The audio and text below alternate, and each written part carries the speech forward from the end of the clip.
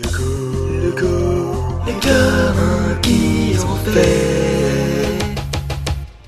Voyez donc ce magnifique spécimen. Chut, chut, il risquerait de prendre peur. Attention, ce pélican hybride à œil de bœuf et pied de poule va pousser un cri. C'est un moment unique auquel vous allez assister.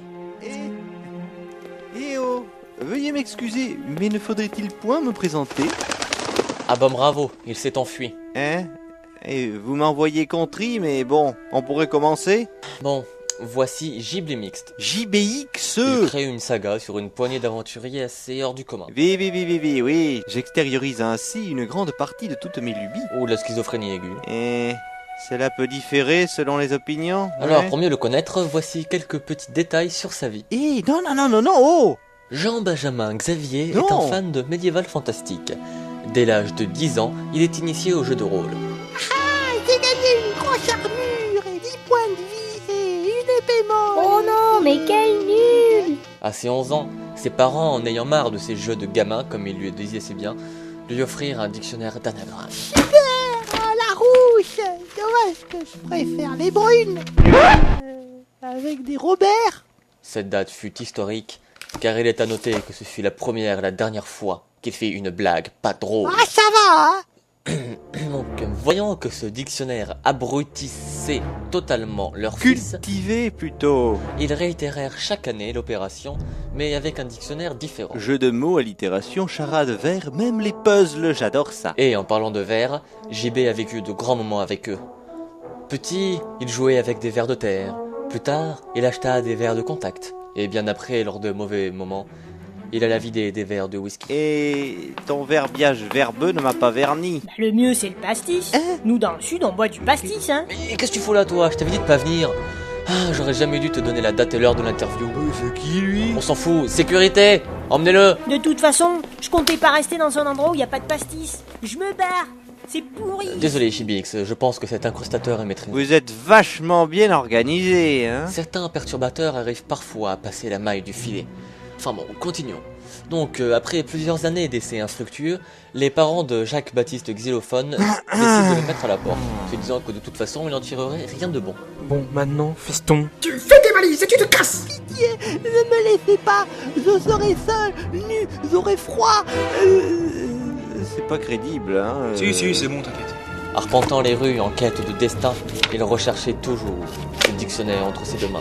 Mais tu m'as piqué mon dico de rhétorique! Cesse de me couper, s'il te plaît. Ouais, désolé, mais ça commence à m'échauffer. Et au détour d'un croisement, il rencontra un célèbre aviateur, le Baron Rouge, qui visiblement lui aussi était fan de jeux de rôle. Splendide! Et ouais! Oh, j'ai une idée. On va un peu se démarquer et créer notre propre jeu de rôle, hein? Une excellente idée, ouais. En se baladant dans un quartier où se déroulent des trucs pas très clairs, nos amis trouvèrent un nom destiné à leur futur jeu de rôle. Les reflets de l'acier pénètrent mon corps enjoui. Ah, c'est dégoûtant. Les reflets de l'acier?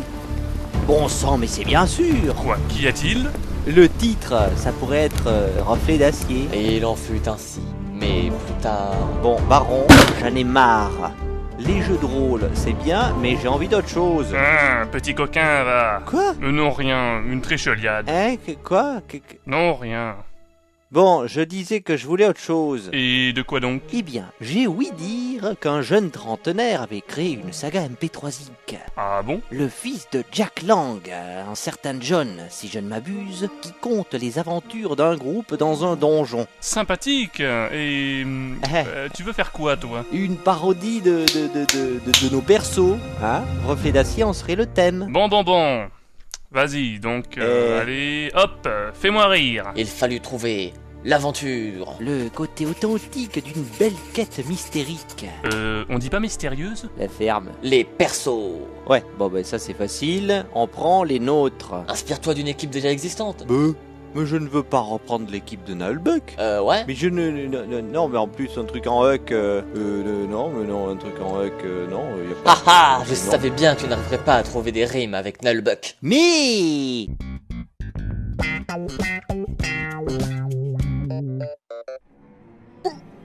Ça finit comme ça. Ouais, mais non, en fait, c'est juste que Pee-wee, il en avait marre d'écrire plus de 10 minutes. Voilà. Alors, il abandonne. Sans nous citer d'aucune façon. Sans évoquer nos beaux caleçons. Quoi? Non, je voulais dire nos beaux cordons, nos boquillions. Boquillion. Et les boquillions, les bûcherons, tout ça. Eh bien, on peut dire que ça fait une belle cagade. Bouh. Et ainsi donc, cet épisode se voit terminé. Quelle fin affligeante. Je la trouve bien lente. Cela pénètre mieux dans nos chairs, nos cerveaux lents. L'affaire. Bien dit.